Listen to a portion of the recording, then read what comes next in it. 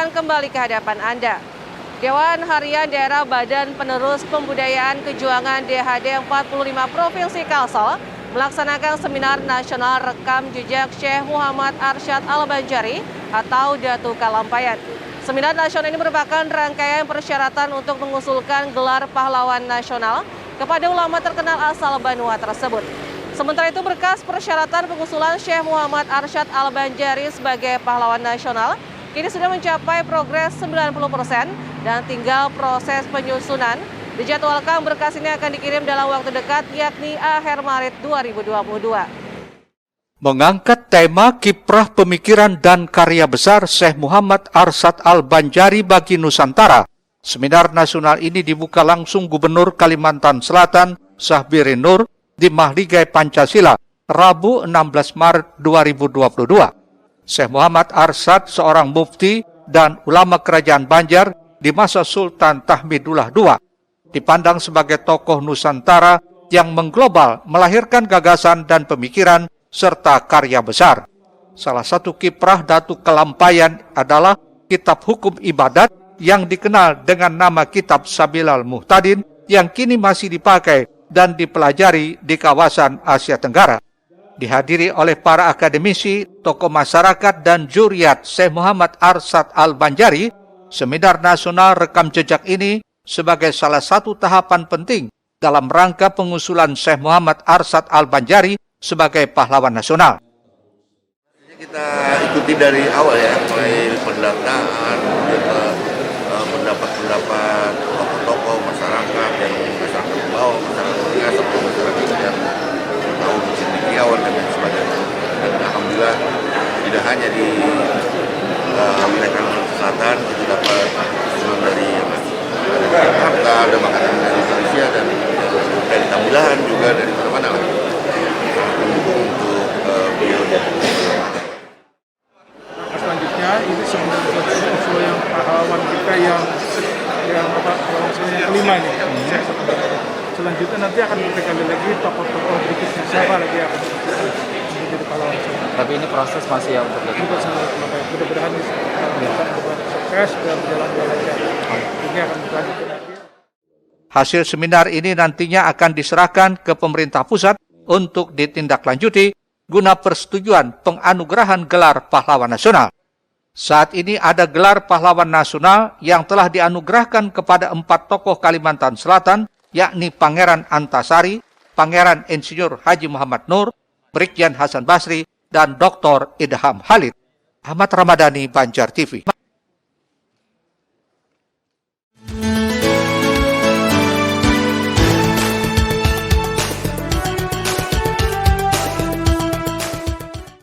Usulan Syekh Muhammad Arsyad Al-Banjari dari Kalimantan Selatan untuk mendapatkan gelar pahlawan nasional sesuai hasil sidang DHD 45 Kalimantan Selatan dan tim peneliti dan pengkaji gelar daerah TP2GD Kalimantan Selatan pada 13 November 2021 lalu. Ada banyak persyaratan yang harus dilengkapi untuk pengusulan Datu Kalampayan tersebut menjadi pahlawan nasional. Tahapan dan persyaratan tersebut diantaranya rekomendasi Gubernur Kalimantan Selatan, pengantar dari Dinas Sosial, dukungan dari berbagai elemen masyarakat, organisasi sosial kemasyarakatan, Bupati Wali Kota, serta akademisi, kemudian pendapat tokoh lokal dan nasional maupun dari negeri jiran Malaysia, termasuk seminar nasional yang melibatkan sejarawan level nasional. Ketua Umum Panitia Pengusulan Syekh Muhammad Arsyad Al-Banjari sekaligus Ketua Seminar Nasional Wajidi Amri menyatakan, saat ini berkas pengusulan sudah siap, tinggal proses penyusunan. Untuk selanjutnya, usulan akan diserahkan ke Kementerian Sosial Republik Indonesia melalui Dinas Sosial Provinsi Kalimantan Selatan. Semua berkas yang ada itu harus kita kumpulkan sebanyak 17 Pak, 17 buku ke Jakarta, 17 buku. Jadi itulah yang insya Allah paling lambat Maret ini sudah harus dikirim ke Jakarta. Insya Allah jadi berhasil. Kira-kira tanggal berapa Pak? Kira-kira tanggal berapa Maret? Perkiraan mungkin kita minggu depannya mungkin. Insya Allah akan dikirim ke Jakarta. Berarti masalah berkas sudah clear malah kelihatannya. Clear ini sebenarnya berkas katakanlah 80-90% clear lah. Kita tinggal pemberkasan, dia menyusun. Karena kan 17 bundel itu harus disiapkan. masing-masing yang persyaratan itu harus kita bundel gitu kan. Jasa-jasa beliau untuk Kalimantan Selatan ini ya sangat tepat lah untuk diberikan sebagai tanda jasa sebagai pahlawan nasional dan merupakan kebanggaan bagi kita sebagai saudara Banjari.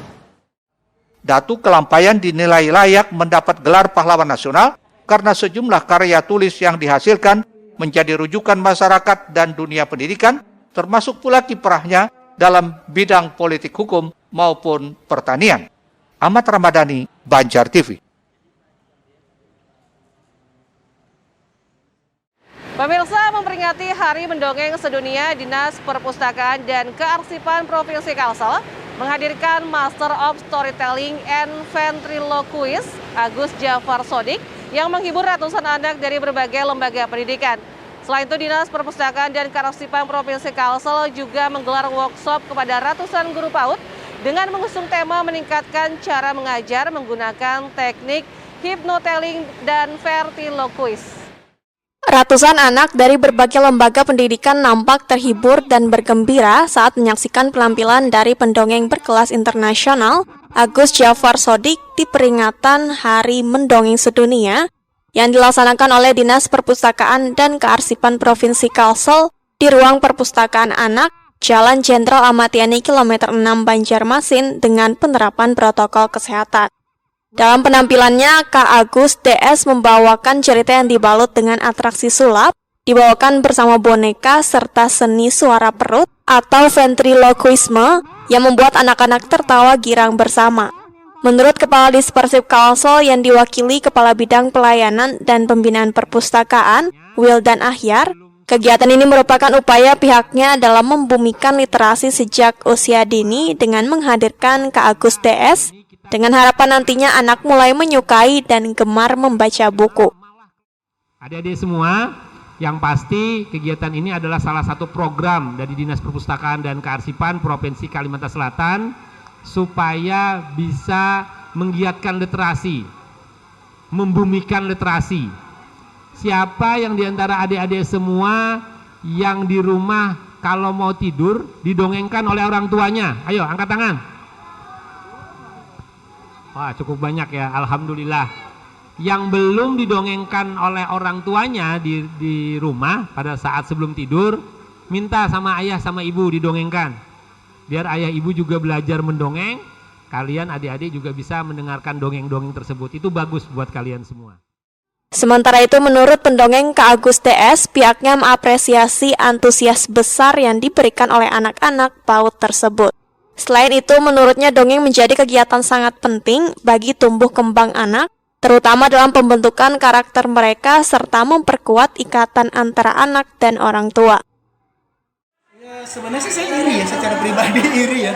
Di Jakarta, di Jawa lah ya, untuk hal-hal seperti ini belum dapat nih. Belum dapat banget gitu di sini. Memang sedikit-sedikit apa ya, ngeri-ngeri sedap ya. Takut kalian? Bukan takut, nggak takut. Tadi kan pakai masker. Iya, tadi pakai masker, sekarang kan lagi dibuka. Karena sekarang nggak banyak orang. Itu ya? Iya. Jadi alhamdulillah sih luar biasa ya. Mudah-mudahan bisa begini terus ya. Pesannya sih klise juga kali ya. Jadi untuk orang tua tetaplah berusaha untuk bisa mendongeng terus. Ya cerita mendongeng sama aja. Maksudnya tetap berusaha adakan kesempatan untuk bercerita atau mendongeng, karena melalui dongeng secara tidak langsung anak akan jauh lebih dekat dengan orang. Lewat kegiatan ini, Dispersif Kalsel berharap agar para guru dan orang tua bisa rutin mengajak anak-anaknya untuk berwisata literasi ke perpustakaan Palnam ke depannya. Erwin Yudanuari, Banjar TV.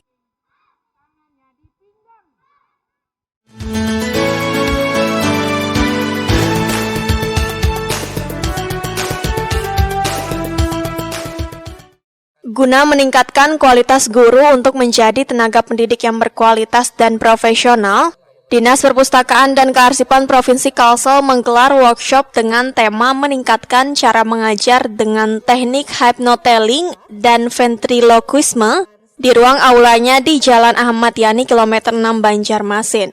Dalam workshop yang diikuti oleh ratusan guru PAUD dengan penerapan protokol kesehatan ini, Dispersif Kalsel menghadirkan pendongeng internasional Agus Jafar Sodik atau akrab disapa Kak Agus DS. Dalam paparannya, Kak Agus DS berbagi sejumlah tips dan trik mulai dari keterampilan mendongeng hingga bagaimana melatih seni suara perut dengan suara yang bagus tanpa harus membuka mulut menggunakan sebuah boneka. Selain itu, ia juga berbagi sejumlah tips tentang hypnotelling atau cara mendongeng dengan memasuki pikiran anak-anak agar mereka lebih tertarik dengan cerita yang ingin disampaikan. Bagaimana cara menyikapi atau berlatih huruf bilabial? Sebenarnya, kalau menurut saran saya, ibu hanya seorang guru dan tidak profesional untuk di panggung atau tidak untuk perform memang seorang ventriloquist, sementara cari aman saja dulu.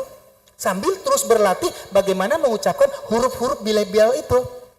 Ambil kapasnya yang bersih, rendam di air hangat atau di air panas. Setelah diambil, udah anget-anget kuku, masukkan ke geraham paling belakang, kanan dan kiri.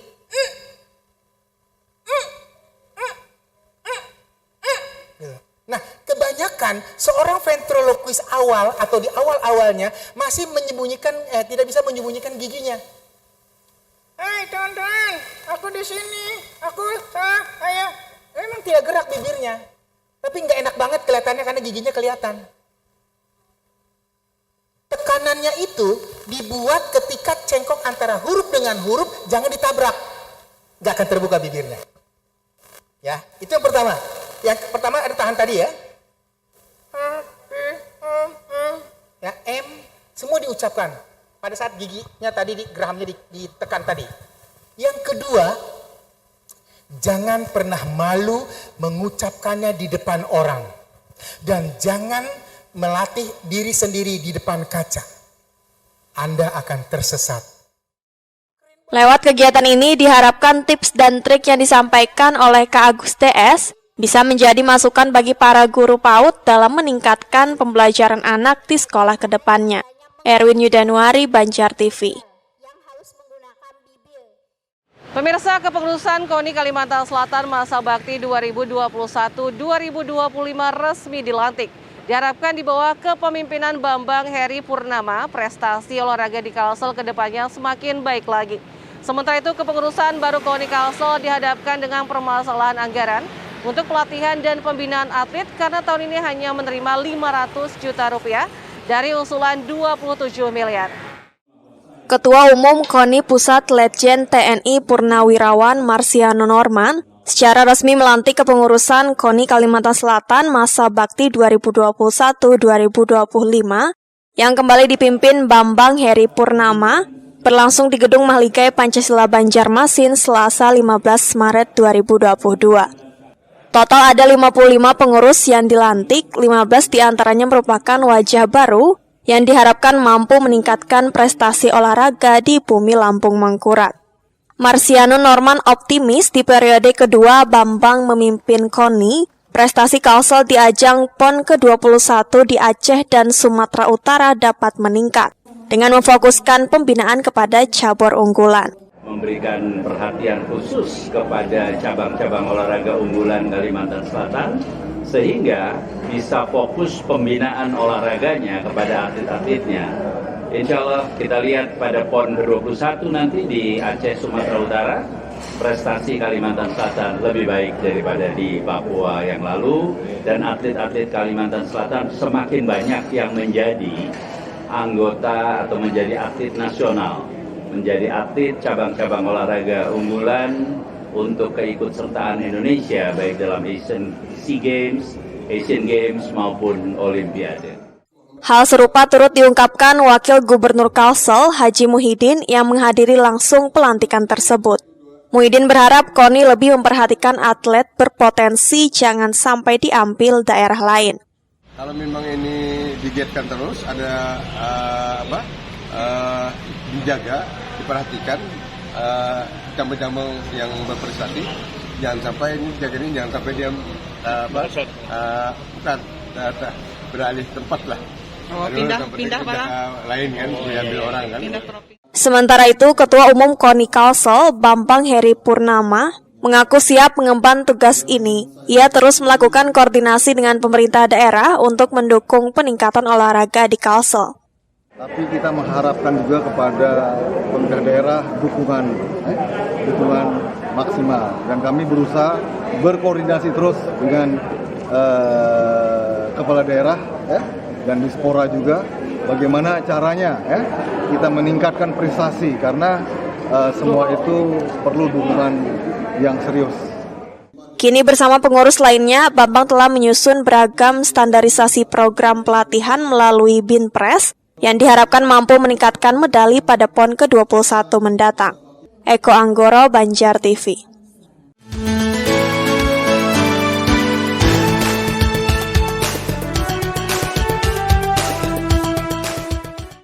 Permasalahan anggaran menjadi hal yang klasik dialami sebuah organisasi termasuk KONI Kalimantan Selatan.